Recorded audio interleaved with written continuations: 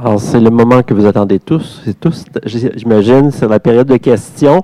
Alors, selon les sujets, on va passer la parole à l'un ou l'autre des intervenants.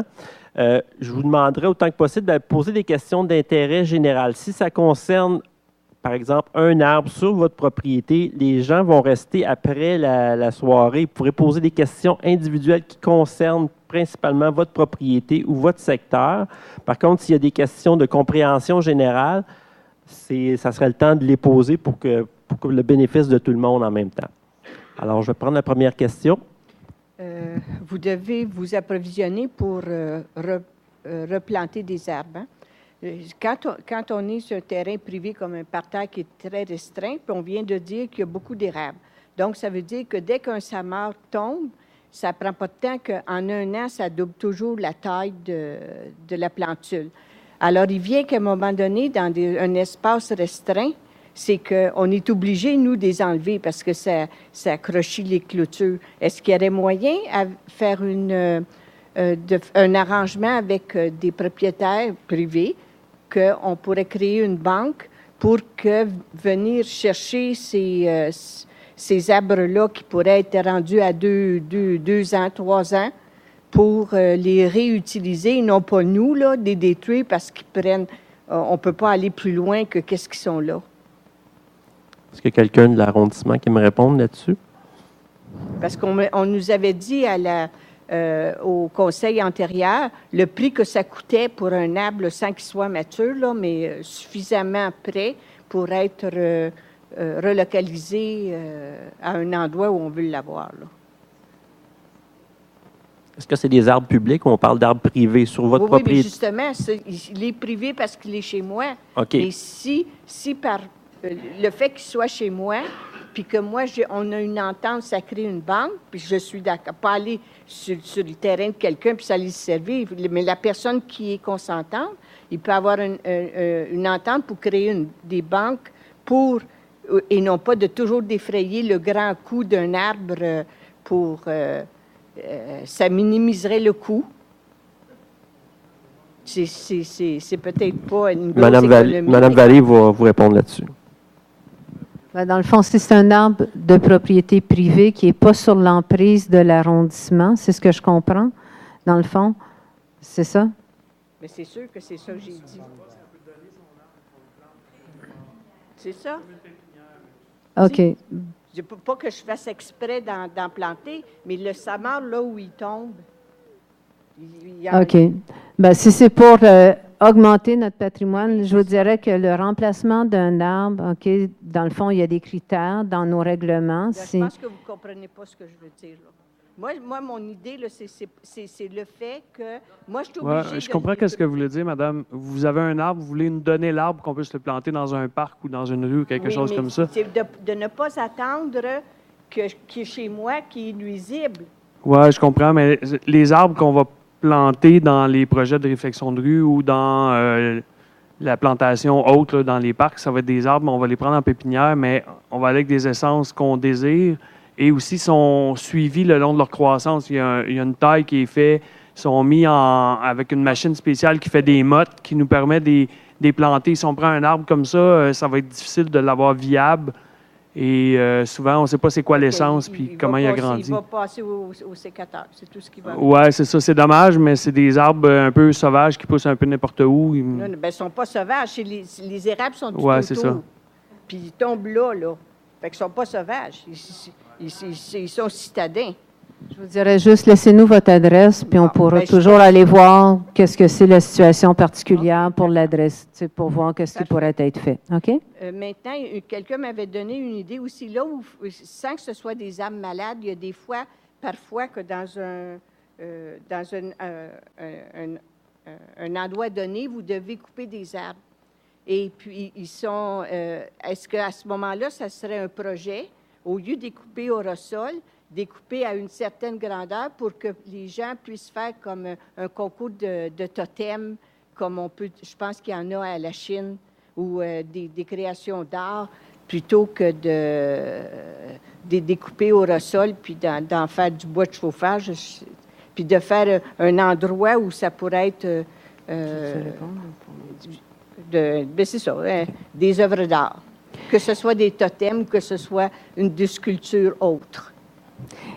Écoutez, je vais juste, dans ce cas-là aussi, on va prendre note parce que ce n'est pas la pratique actuelle. Non, mais M.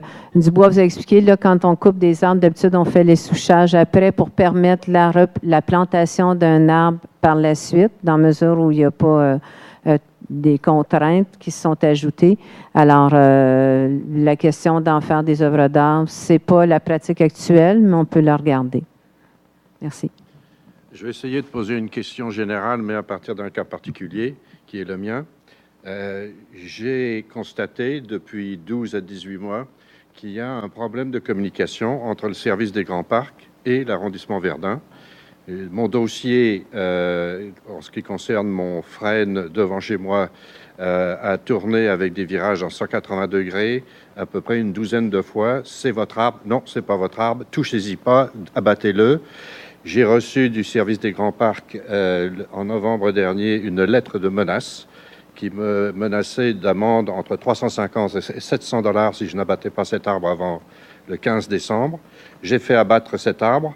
Le lendemain du jour où j'ai fait abattre cet arbre, j'ai reçu un coup de téléphone de M. Sébastien Martin, pour ne pas le nommer, du service des grands parcs pour me dire « on s'en occupe, c'est à nous ». J'ai dit « c'est trop tard, vous m'appelez 24 heures trop tard ». Et donc, le dossier a continué. C'est à vous, c'est pas à vous, c'est à vous. Vous devez les soucher. Non, vous ne devez pas les soucher. Tout ça pour dire qu'il y a 48 heures, la machine à essoucher de l'arrondissement Verdun est arrivée chez moi. Ils ont essouché l'arbre. Et aujourd'hui, mon arbre a disparu et on a effectivement très bien replanté du turf devant chez moi.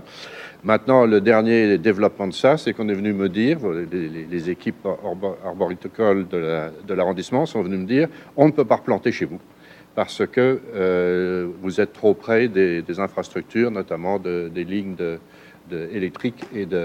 Alors, moi, j'ai une question à poser. Il y a quelque chose qui ne tourne pas rond dans la communication entre la ville-centre et les arrondissements. Je ne comprends pas qu'un dossier comme le mien ait fait des virages à 180 degrés autant de fois. Je suis très content que M. Dubois soit là. Ça me permettra de le rencontrer.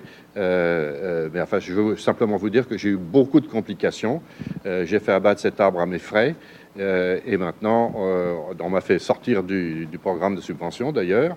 Et maintenant, on est venu les soucher sans autre préavis. Et on est venu refaire mon gazon devant chez moi sans autre préavis non plus. Donc, je ne sais plus très bien où j'en suis. J'aimerais bien avoir un suivi à un certain moment. Mais ce que je veux dire, c'est qu'il y a définitivement un problème de communication. Je ne sais pas si les grands parcs, vous avez quelque chose à préciser.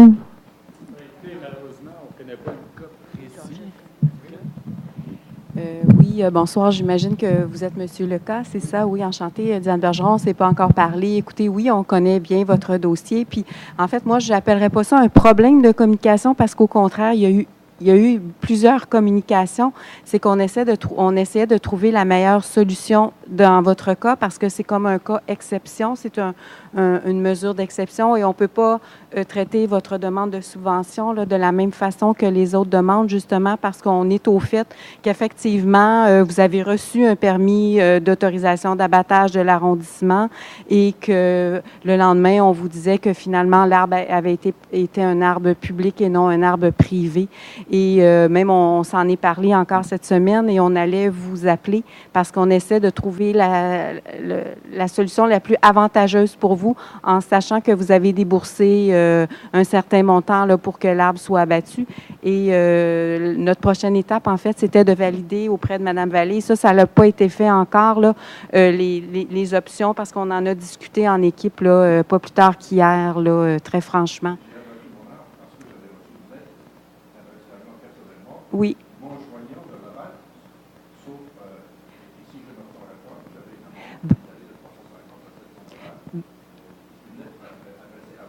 Oui, ce sont des avis qui ont été envoyés là, à plusieurs citoyens. On a l'inventaire des arbres privés et votre arbre faisait partie de cet inventaire-là. Et malheureusement, c'est quand on envoie ces avis-là que des fois, on se rend compte que certains arbres ont mal été localisés et qui sont, des fois, ils ont été mis dans l'inventaire privé et qui sont publics. Et on parle dans la lettre d'une possibilité d'amende, là. Ce n'est pas... c'est vraiment automatique non plus, là, mais on mentionne en fait le libellé là, du règlement qui concerne les amendes. Là, et c'est pour... donc, c'est un peu ça la situation, mais même vous n'êtes pas... en tout cas, on a vraiment parlé de votre cas. Là. Pour nous, on n'a pas... on essaie de trouver la meilleure finalité là, pour votre dossier, en fait. Et l'agent technique de notre équipe avait appelé l'arrondissement justement pour voir si c'était possible que l'essouchement soit pris en charge. Et finalement, ça a été fait et quand même assez rapidement. Là. C'est ça. Donc, en fait, le dossier en est là. Si vous voulez, on peut s'en reparler de façon plus privée, là, si vous voulez, pour la suite des choses. Là. D'accord. Alors, on va poursuivre la période de questions. Comme je vous dis, il y a toujours moyen de préciser après ça avec les intervenants directement après la séance d'information. Oui, madame? Oui, bonjour. C'est pour une question. Vous vous approchez du micro, oui. Les frênes qui sont malades, moi j'ai un frêne dans ma cour qui est malade, mais il est sur l'espace d'Hydro-Québec. Est-ce que c'est moi qui est responsable? Est-ce que c'est Hydro-Québec qui est responsable ou la Ville? Est-ce que quelqu'un des grands parcs qui pourrait répondre là-dessus?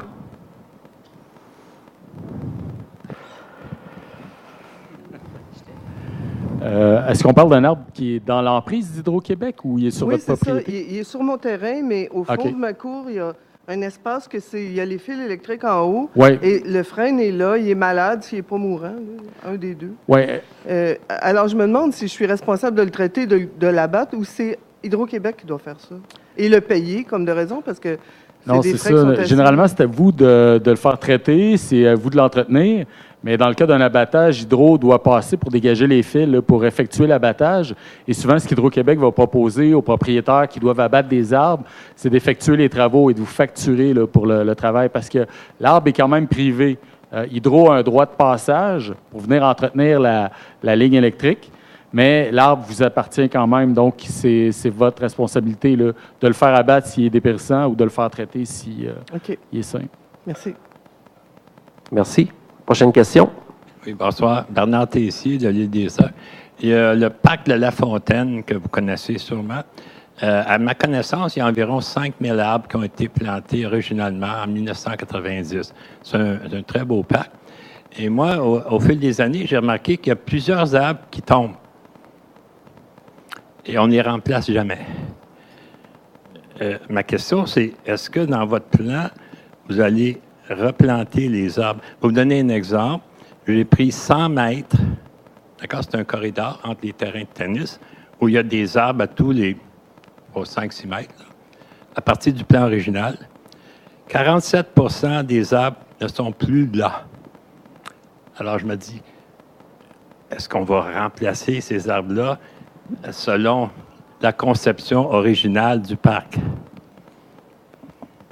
Écoutez, c'est un bel exemple parce que justement, on est en train de planifier les listes de plantation. OK? Alors, ce que vous portez à notre attention, là, définitivement, là, on va regarder ça de près pour voir les contraintes qu'on a dans le parc La Fontaine, mais les opportunités de replanter. Parce que on prévoit là, cette année, puis dans les 2 prochaines années aussi, de faire plus de plantations. En tout cas, de continuer, là, effectivement. Ça fait que ça a dû créer des ouvertures, ce que vous mentionnez, s'il y a eu des arbres qui ont été abattus. Fait qu'on va le noter, puis on va aller voir. Abattus, souvent. Ben, c'est soit, par exemple, une fois, un camion de Verdun passait, il a accroché l'arbre, il est tombé. Okay. Il y a des tempêtes de vent. C'est des beaux arbres, hein? Des pruniers de Schubert. Ils sont super, ces arbres-là. Ah oui. Mais on ne les remplace jamais. Puis il y en a plusieurs dizaines, je vous garantis. On n'a jamais remplacé un arbre dans le parc de La Fontaine, à ce que je sache. Bien, M. Dubois dit qu'il y a effectivement, qu'il y en a qui sont malades. Fait que ce qu'on peut vous dire aujourd'hui, c'est qu'on va regarder effectivement le parc de la Fontaine de plus près avec... Est-ce que c'est possible de regarder ça en fonction du plan original de plantation? C'était fait par des experts, hein? C'est des architectes paysagers. Là. On les a retracés à un moment donné et elles nous ont donné les plans originaux du parc de la Fontaine. Alors, vous avez tout ce qu'il faut pour replanter. Oui, c'est Chicoine des Beauregards. On va regarder les plans originaux, puis on pourrait remplacer par des essences similaires. Là. Si, des arbres malades, là, c'est la question, là, mais c'est des arbres qui sont remplaçables, on va faire. Ah, excellent. Merci beaucoup. Merci. Bon, bonsoir, Guylain Brodeur. Je demeure à l'île des Sœurs. Juste parler un petit peu plus près du micro. Oui, certainement. En fait, dans le fond, le commentaire que je veux faire ce soir, je me rends compte que vous faites un gros travail. Il y a beaucoup de travail à faire à cause de tout ce qui se passe au niveau des arbres dans Verdun. Pour ma part, l'expérience que j'ai avec le 3-1, là, c'est pas extraordinaire. C'est un peu comme monsieur ici, là, on n'a pas beaucoup de réponses. Moi, je demeure sur la rue des Parulines. Je ne veux pas parler de mon cas personnel, mais on n'a pas de réponse. On coupe les arbres, on ne sait pas qu'est-ce qui va s'en venir. Puis quand on rappelle, on a une réponse par une personne, puis l'autre personne qu'on rappelle après dit le contraire de l'autre personne qu'on a parlé avant. Ça serait vraiment apprécié si on avait, comme résident, un document, je sais peut-être que c'est d'ouvrage pour vous, mais d'avoir un suivi au préalable de ce qui s'en vient sur nos rues pour connaître l'éventualité des choses. Juste pour conclure là, mon intervention, dans mon cas, on m'a dit au 3-1 comme quoi, là, ça ne serait pas possible de planter d'arbres. Puis mon voisin a appelé, puis lui, ils ont dit le contraire. Donc là, on ne sait pas trop sur quel pied danser. Puis, comme M. Parenteau disait au début de la rencontre, on tient nos arbres sur la rue en ce moment, c'est pas beau. Donc, c'est la raison pour laquelle je suis ici ce soir. Puis, dans le fond, je m'en venais un peu plus choqué que je l'étais au début, parce que là, je vois que vous faites un excellent travail, en fait. Mais c'est ça. Je pense comme résident, ça serait apprécié d'avoir l'information. Oui, je peux répondre à votre intervention, monsieur. Ça revient avec ce que M. Cardin nous expliquait dans sa présentation là, sur les restrictions, sur les distances avec les différentes utilités. Quand ils ont fait les constructions originales là, en votre rue, là, par exemple, je ne sais pas qu'est-ce qu'ils ont pensé. Ils n'ont pas pris en compte ces critères-là. Et nous, à cause qu'il y avait des freins sur votre rue, on a été obligé d'en couper. Et là, c'est moi personnellement qui ai fait faire les info-excavations et la façon que vos buildings sont faits dans votre rue, dans ce quartier-là. Tous les servitudes sont toutes souterrains et c'est comme des complexes de 2-3 maisons collées et tout passe entre les buildings. Et entre les stationnements, là, vous avez des descentes de garage, c'est des tout petits espaces, on ne peut pas mettre des gros arbres. C'est difficile de travailler. Puis entre les buildings, gaz, électricité, tout passe là. On n'a pas de place pour creuser, on n'a pas de place pour travailler. On est en train de penser à essayer de trouver quelque chose, de mettre peut-être des petits arbres ou quelque chose qui est moins gros, qu'on va être capable de travailler. C'est la solution qu'on envisage, mais on ne peut pas travailler pour l'instant. Et ça serait vraiment apprécié de trouver une solution. C'est comme un peu injuste parce que les autres, on est sûr que les arbres ne sont pas malades, dans le fond. Et eux ont conservé leurs arbres. Puis nous, on n'a pas d'arbres qui en ont. On est peut-être 75% peut avoir d'arbres. Oui, je comprends, mais les autres freins qui sont sur la rue, éventuellement, on va falloir les remplacer eux aussi.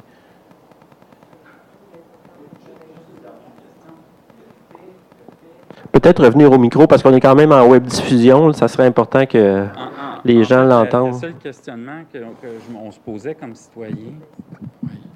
citoyen, là, en fait, les gens qui habitent sur la rue, ce qu'on voudrait savoir, c'est oui, il y a des services, mais moi, je suis en ingénierie électrique, là, puis il me semble que normalement, c'est pas des gros arbres qui sont plantés dans ces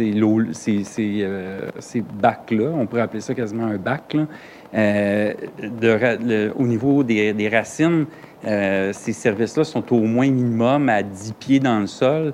Non, pas à ce point-là. C'est 3 pieds 3 pieds à peu près. 3 pieds. 3-4 pieds, là, c'est toujours ça à peu près. C'est ça la problématique. OK. Mais comme je vous dis, on essaie de trouver à l'île des Sœurs, on a plusieurs problématiques qui ressemblent à ça, pas juste votre rue. Ça s'applique aussi à monsieur là, qui parlait tantôt. Les utilités sont toutes souterraines et il faut prendre en compte les critères que M. Cardin a parlé dans sa présentation. Est-ce que ça serait possible, à un moment donné, de savoir, parce que là, vous parliez d'info-excavation, de savoir qui va pouvoir avoir un arbre? Est-ce qu'on est tous dans cette situation-là ou C'est dans l'analyse qui va être faite, là, parce qu'on veut faire un plan maître de plantation, puis il y a des cas spécifiques là, qui sont portés à notre attention. On savait qu'il y avait des problématiques à l'île. On nous avait dit il y a quelques endroits là, avec les abattages des frênes. Je pense que si on veut s'assurer de voir le maximum de possibilités, M. Dubois vous a dit on regarde pour une solution qui pourrait être adaptée pour vous donner l'information, qu'est-ce qu'il y a comme servitude, qu'est-ce qu'il y a comme service en dessous de ça, pour vous permettre aussi de mieux comprendre c'est quoi la situation.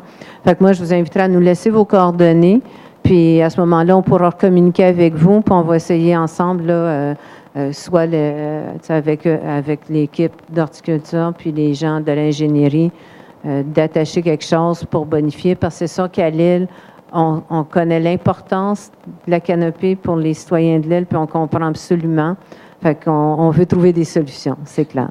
Le dernier commentaire, c'est la coupe des arbres se fait, là, au 3-1, on m'a dit que la plantation de ces arbres-là peut seulement se faire à l'automne. Dans le processus, là, en fait, ça va faire pratiquement...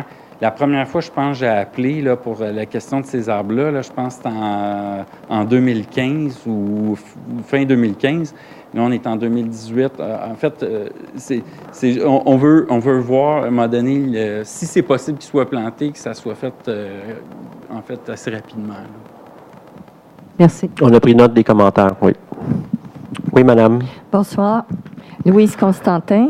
Bien, je remercie toute votre équipe d'avoir organisé la soirée. C'est bien apprécié. Moi, j'aurais 2 questions. Je vais les poser ensemble pour accélérer. La première, en fait, moi, j'ai une meilleure expérience que les personnes précédentes. J'ai appris par une lettre que j'avais un frein sur mon terrain. Et finalement, bon, j'ai suivi le processus et heureusement, mon frein pouvait être soigné et a été sauvé. Ceci étant dit, dans ma rue, la rue Melrose, depuis 2004 où je demeure là, entre Verdun et Banantan, il y a 4 ou 5 arbres qui ont été coupés. Et Mme Auger sait qu'à chaque fois, là, je perds connaissance à peu près. Elle n'est plus là. Et à chaque fois, on me répond, ben les arbres étaient malades, il fallait les couper. Bon, bien, si on est capable de soigner les frênes qui subissent une maladie assez grave, comment ça se fait qu'on ne peut pas soigner les autres arbres? Et là encore, on ne les a pas remplacés jusqu'ici. Ça, c'était ma première question. La deuxième, je suis heureuse et surprise d'apprendre qu'il y a des interventions qui se font par rapport à l'herbe à poux, parce que moi, année après année, je viens ici à l'Hôtel de Ville pour justement demander qu'on aille une campagne d'éradication de l'herbe à poux. Qu'on mette des petits feuillets dans les portes des gens pour les inciter à arracher l'herbe. Chez moi, depuis que je demeure là, au début, il n'y en avait pas du tout. Puis là, été après été, il y en a de plus en plus.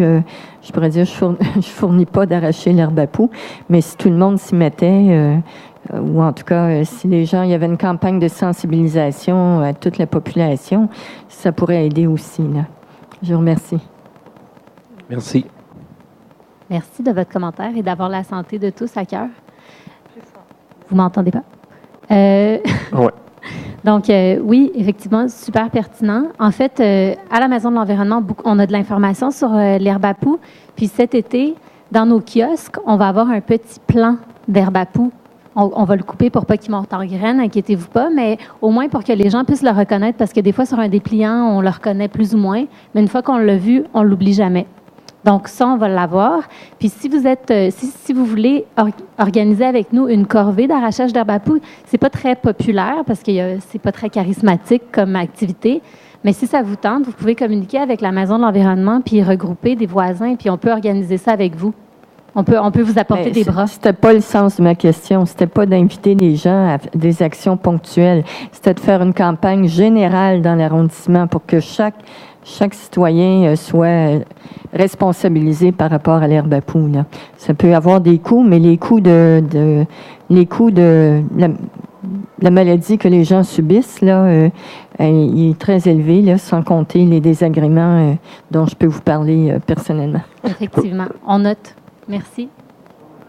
Juste au niveau des communications, juste pour dire qu'on fait à tous les étés au moins communiquer sur la question de l'herbe à poux. Alors, je ne sais pas s'il y a encore des représentants de nos médias locaux, ces genres d'informations que ça serait important de relayer auprès des citoyens, là, parce qu'il y a quand même des efforts, des fois, de communication qui se font, mais malheureusement, ce n'est pas tous les communiqués qui peuvent passer. Alors, je pense que M. Dubois voulait préciser quelque chose. Oui, pour votre question concernant les arbres sur la rue Melrose, là, il y a une différence à faire entre votre frêne dans votre cour que vous avez pu traiter et les arbres de rue qui ne sont sûrement pas la même essence. Moi, j'en ai quelques-uns en tête. C'est des érables de Norvège. Ils sont très sensibles à la pourriture, aux champignons. Et avec le temps, c'est qu'ils ont l'air sains à l'extérieur, mais on fait venir des inspecteurs. J'en ai fait faire des rapports ce printemps. Et avec l'inspection, on se rend compte que le cœur de l'arbre, qui a l'air sain à l'extérieur, est pourri. Il peut présenter un risque. Souvent, ça va être suite à une tempête, qu'une branche qui est tombée. On voit que l'arbre n'a pas l'air complètement sain. On le fait vérifier, puis là, on voit qu'il est malade, donc on procède à l'abattage. Il n'y a pas de remède, il n'y a pas de vaccin pour ça, comme pour les frênes. Là. Bien, je vous remercie. Ça ne me console pas, mais au moins, là, maintenant, je comprends. Oui, prochaine question. Anne Sinette, je demeure sur la rue de la Salle, entre Brault et Godin. Puis je voulais vous féliciter, Paula, c'est comme ça que tu t'appelles. C'est extraordinaire ce que tu as fait quand j'ai vu toutes les espèces natives, là, indigènes, qui ont poussé, puis tous les côtés sauvages. Je trouve ça extraordinaire. Ça fait donner de la vie à l'environnement. Je déteste l'herbe, personnellement. Je me suis déjà eu des lettres quand je demeurais dans West Island parce que j'avais mis du clover, comment on dit ça, du trèfle partout. Puis c'est tellement beau. J'avais des insectes partout, mais on m'a dit qu'il fallait que je coupe parce que j'aurais eu une amende. Mais c'est ça que j'avais dans mon gazon, partout. C'était extraordinaire, ça sentait tellement bon. Mais j'adore votre philosophie et je trouve ça extraordinaire. C'est tellement rare, en tout cas, c'est merveilleux. Félicitations. Puis moi, je demeure sur la rue de la Salle, puis il y avait des frênes, puis on s'en a occupé. Tout le coin Brault et Godin, ils ont mis des choses comme ça. Puis on, cette année, sont beaucoup plus en santé. Alors, je vous félicite de votre efficacité aussi. Puis, j'adore le bord de l'eau. Je prends souvent des marches, puis il y a je ne sais pas comment on appelle ça, moi j'appelle ça des genre de roseaux ou bien des graminées, vous appelez ça, je pense, que ça pousse des grosses herbes qui sont hautes, ça ressemble à du blé, mais sont en train d'envahir le monde présentement. Hein? Puis, je n'ai pas encore rendu au Nouveau-Brunswick, parce que c'est là d'où je viens. On a encore des quenouilles, on a encore des pussy willows, mais...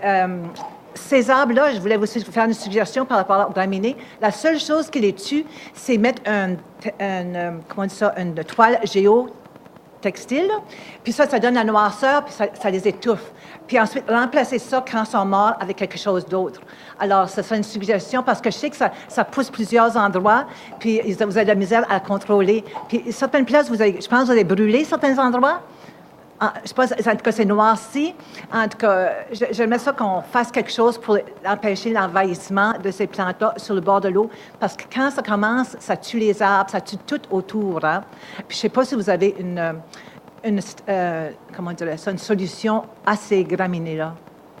En fait, le phragmite, c'est comme ça que ça s'appelle. Ce dont vous parlez, c'est une espèce exotique végétale envahissante. Donc, c'est vraiment, ça envahit, puis il n'y a pas grand-chose qui l'arrête.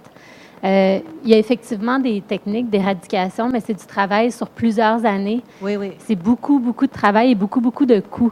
Donc, on le fait un petit peu en bordure du Boisé Saint-Paul à l'île des Sœurs, où il y a le lac des Battures. Donc, on le fait un petit peu. De plus en plus, on va le faire. C'est sûr qu'il faudrait le faire un peu partout, mais c'est pas facile. C'est vraiment du travail de longue haleine.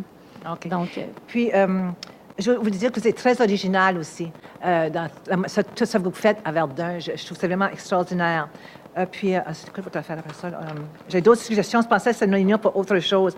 Par rapport aux ruelles vertes, je trouve que j'aimerais ça qu'on fasse un peu comme le plateau, là, parce qu'on encourage les gens. Ils ont plus le droit de mettre des nouveaux stationnements dans les ruelles, puis on encourage les gens à avoir beaucoup de verdure. Puis j'aime ça marcher dans les ruelles des fois. Puis il y a des sections incroyables ici à Verdun. Puis j'aimerais ça qu'on célèbre les gens qui s'occupent bien de leur cour arrière. En tout cas, ce serait qu'une suggestion. Très bonne idée. Oui, on note à la Maison de l'Environnement, bien sûr. Oui. Puis pour ce qui est des ruelles vertes, il y a un kiosque à l'extérieur pour les ruelles vertes. Alors, si vous avez des questions sur comment ça fonctionne, tout ça, ils sont là, ils vont être en mesure d'y répondre. Puis j'adore le fait qu'on a agrandi les rues dans les coins. Je trouve que ça protège les citoyens. Puis en plus, vous mettez beaucoup de plantes. Puis c'est super bon. Puis une autre chose aussi, je me demandais par rapport à là, des fois, on met à Montréal des herbes, comme des herbes qu'on peut manger, des choses comme ça. Je sais que dans le centre-ville, ils ont fait ça. Est-ce que ça serait possible, une idée de faire ça à Verdun, dans une section? De faire des... C'est des herbes qu'on mange, du basilic, des choses comme ça. Écoutez, il y a quelque chose comme ça qui se fait à l'île des Sœurs. Ça existe, là. Je ne me rappelle pas du nom du projet, le Jardin de l'île, en tout cas dans le secteur de la Pointe-Nord. OK.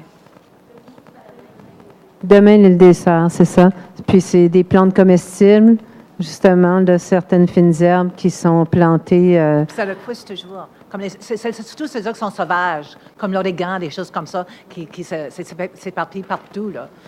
Puis j'aime aussi le fait que vous ayez beaucoup d'arbres selon la piste cyclable. C'est super beau, ça va être une vraie forêt un jour. Merci pour beaucoup répondre pour à votre question sur les herbes aromatiques, là.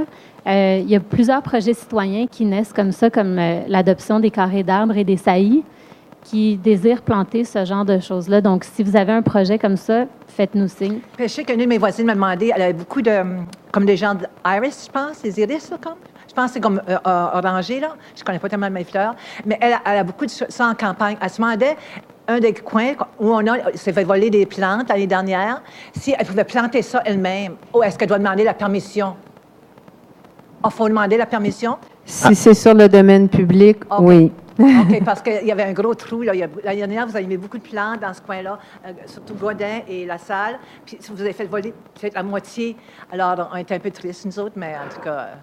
Vous avez un numéro de téléphone à retenir, c'est 765-VERT, V-E-R-T 8378, c'est la Maison de l'Environnement. Oui, avec toutes vos bonnes idées, là, vous pouvez les tenir occupés.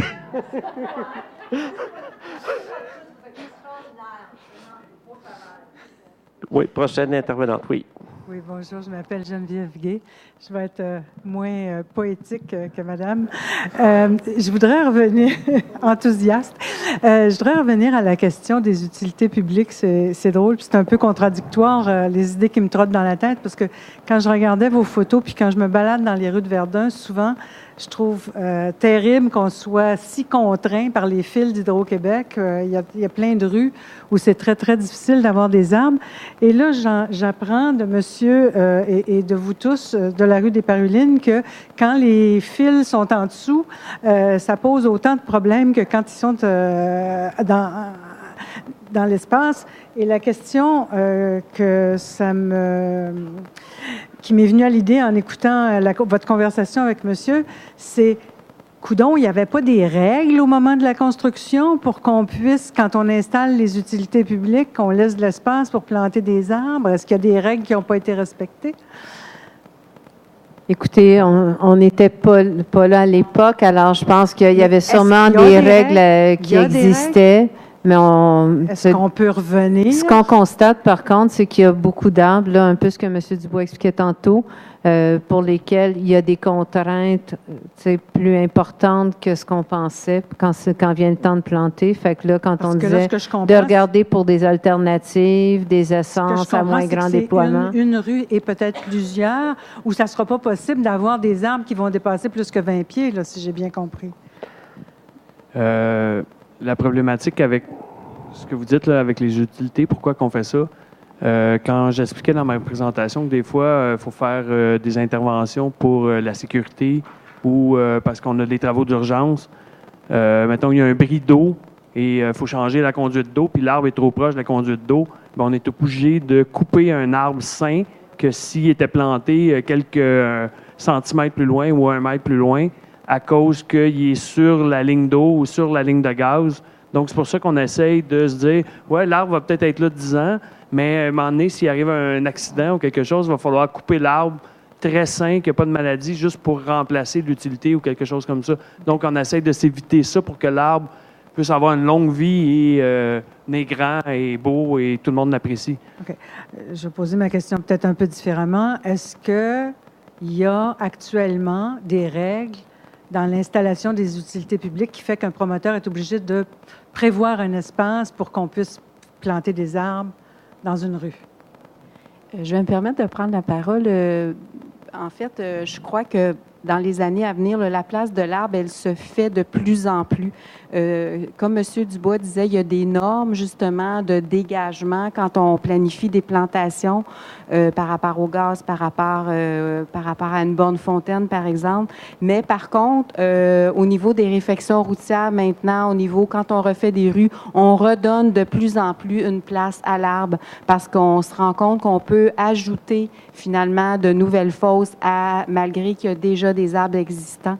Puis, c'est vraiment quelque chose là, qui est en cours de développement, je vous dirais, autant dans les arrondissements, pour avoir moi-même travaillé dans un arrondissement qu'à la ville-centre, de redonner justement le maximum de place en créant de plus en plus de fosses d'arbres, là. Fait que c'est quelque chose qui est en train même de se bâtir là, dans les années présentes, là, qui était moins présent avant. Okay. Puis ma petite dernière. Oui, une petite dernière, parce que là, le temps file grandement. Je reviens vers est-ce qu'il y a dans l'air pour peut-être un jour des enfouissements de fils, des projets d'enfouissement de fils? Ben là, les gens d'ingénierie ont quitté. Malheureusement, M. Cardet aurait peut-être pu vous répondre là-dessus, mais on va prendre... C'est sûr qu'il y a un département d'urbanisme aussi qui veille au grain là, au niveau des règles. Oui, madame. Bonsoir. J'ai une question commentaire. Je me demande si les employés des travaux publics ont un minimum de formation par rapport à l'émondage. Il m'est arrivé quelque chose d'un peu... Bien, c'est pas dramatique, mais dans la coupe des arbres qui dépassent puis qui peuvent tomber sur les citoyens, il y a une équipe qui est venue les couper, et puis je leur ai demandé de couper au moment où, à l'endroit où la branche naît. Il y avait comme une quinzaine de pieds, puis le gars m'a regardé vraiment, c'est pas mon département, ça me concerne pas. Alors, je trouve ça plate. C'est pas une grosse formation, mais donner un coup de scie là, à cet endroit-là ou à cet endroit-là, j'étais là, le propriétaire était d'accord, c'est pas plus long pour lui de couper au bon endroit. Alors, je parle pas des gens qui s'occupent des arbres. Là. Clairement, vous connaissez ça, puis vous faites un job formidable, bravo. Mais les gens qui se promènent dans les rues ou des patrouilles de branches qui tombent, est-ce qu'ils ont un minimum de formation pour prendre soin des arbres? M. Dubois? Est-ce que vous parlez de quelqu'un qui fait juste ramasser des branches qui sont tombées ou vraiment quelqu'un qui vient faire une intervention là, de taille des branches? Je parle de quelqu'un de la ville qui a un camion, sont une équipe, ils se promènent, puis je ne sais pas si leur job, c'est... Moi, j'ai des équipes avec une nacelle, des élagueurs qui sont formés, qui sont professionnels, qui ont suivi leur cours. Habituellement, s'ils coupent la branche, ils devraient savoir où ils la coupent et la bonne raison aussi pour la couper, là. Bien, clairement, je sais pourquoi. Mais c'est brisé, il devrait la couper à la bonne place. Il doit avoir une raison. Là, je ne sais pas votre cas, c'est un cas particulier. C'est une branche qui tendait vraiment très bas. Alors, je comprends qu'il la coupe, mais pourquoi pas la couper au bon endroit? C'est tout. Je me demande si tout le monde est dans l'arrondissement qui a une scie pour couper un arbre, sait où couper. C'est tout. Habituellement, les élagueurs sont formés. Oui, les élagueurs, oui, mais les gens des travaux publics qui ramassent... Il y a seulement les élagueurs et certains des jardiniers sur certaines petites branches qui ne sont pas très hautes qui peuvent intervenir. Les gens qui font les autres travaux, ils n'ont pas de formation, ils n'ont pas de... ils font pas des travaux de ce niveau-là. Je comprends, mais moi, je suis pas élagueur, puis c'est ça, ouais. Là, c'est comme une base. En tout cas, j'ai trouvé ça regrettable. Je suis désolé, je ne peux pas savoir exactement votre cas, là, mais habituellement, quand on les envoie pour faire une coupe ou faire les travaux, ils font des interventions. Et c'est même arrivé qu'ils ont coupé des branches que moi, je n'avais pas vues ou ils ont vu sur un arbre à côté. Je les envoie pour une branche cassée, puis quand ils montent dans leur nacelle, ils vont trouver dans l'arbre à côté une branche cassée, puis ils vont le faire aussi, là. C'est arrivé fréquemment. Donc, peut-être votre cas est un cas qui montre qu'ils l'ont peut-être pas fait bien, ce coup-là, là. Mais habituellement, quand je les ai vus travailler, ils font bien le travail, là. OK. Merci. Est-ce que ça conclut la période des questions? Donc, je vous rappelle que nos intervenants sont disponibles pour répondre à vos questions individuelles. Moi, je voudrais vous remercier de votre grand intérêt pour les arbres et pour la gestion différenciée, naturalisation des espaces verts. Et on vous invite. Oui, Mme Mauger voudrait dire quelque. Puis, je vous invite aussi à aller faire un tour dans les kiosques. Il reste encore du temps. Mme Mauger voudrait nous dire quelques mots, présidente du comité de l'environnement. Bien, en fait, comme Jude vous a dit, moi, je voulais vous remercier tous nos présentateurs, y compris Jude, pour travail passionné et engagé. Puis vous remercier aussi votre participation attentive, montre tout votre amour pour la nature et pour les arbres. Vraiment, on vous remercie beaucoup. Il reste jusqu'à 20h30 plein de kiosques un peu partout sur le site. Donc, puis aussi, nos intervenants sont disponibles si vous voulez discuter plus en détail de certains points. Alors, merci d'être venu. Merci beaucoup, Mme Mauger. Donc, oui, c'est ça. La présentation va être disponible, la partie sur le plan arboricole, dans la section plan arboricole. Et pour la naturalisation des espaces verts dans la page, mais c'est la même section. Services aux citoyens, environnement, programme plan campagne, autant la naturalisation des espaces verts que le plan arboricole se trouve dans cette section-là. Merci encore et bonne fin de soirée.